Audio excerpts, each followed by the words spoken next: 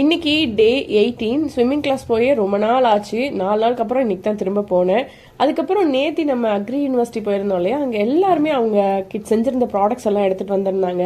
அதிரசம், அப்புறம் உருண்டை, அடை, ஒரு சிலர் அவங்க செஞ்ச மசாலாலாம் கூட கொண்டு வந்திருந்தாங்க டேஸ்ட் பண்றதுக்காக ஹவுஸ் ஸ்வீட்ல. ஸோ எல்லாமே சூப்பரா இருந்துச்சு. பட் நம்ம டயட்ல இருக்கிறதுனால இது எதுவுமே சாப்பிட முடியாது. ஸ்வீட் சாப்பிடணும் போல டெம்ட் ஆயிட்டே இருந்தது. ஸோ குட்டி பீஸ் ஆஃப் மாம்பழம் சாப்பிட்டுட்டு அதுக்கப்புறம் ஸ்விம்மிங் கிளாஸ் கிளம்பியாச்சு. நானே இப்பதான் தத்தி முத்தி ஸ்விம்மிங் கத்துட்டு இருக்கேன். ஆனா என் பையன் என்ன ஸ்விம் பண்ணவே விட மாட்டாங்க. மேலே ஏறுறது, குதிக்கிறது, விளையாடுறது, இந்த மாதிரியே போயிட்டு இருக்கு. அதுக்கப்புறம் இன்னொரு விஷயம் எனக்கு ஷேர் பண்ணணும்னு தோணுச்சு. ஒரு 2 நாளைக்கு முன்னாடி ஒரு டெக்ஸ்ட் ஒன்று வந்திருந்தது. யாருன்னு சொல்லி போய் பார்த்தேன், ப்ரொஃபைலே இல்லை.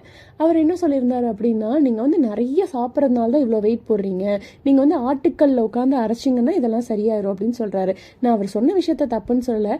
பேசிக்கா ஒரு விஷயங்க, யாருமே வேணும் அப்படின்னு சொல்லி வெயிட் போடுறதே கிடையாது. நிறைய பேருக்கு ஹார்மோனல் இம்பேலன்ஸ் இருக்கும், அதனால கூட வெயிட் கெயின் ஆகலாம். ஸோ அதனால யாருக்கு நம்ம என்ன கமெண்ட் கொடுக்கறது அப்படின்னாலும் கொஞ்சம் யோசிச்சுட்டு பார்த்துட்டு கொடுங்க. ஓகேயா? நெக்ஸ்ட் மறுபடியும் நாளைக்கு மீட் பண்றேன். ஓகே, பாய். ஐடி மறக்காம ஃபாலோ பண்ணிக்கோங்க.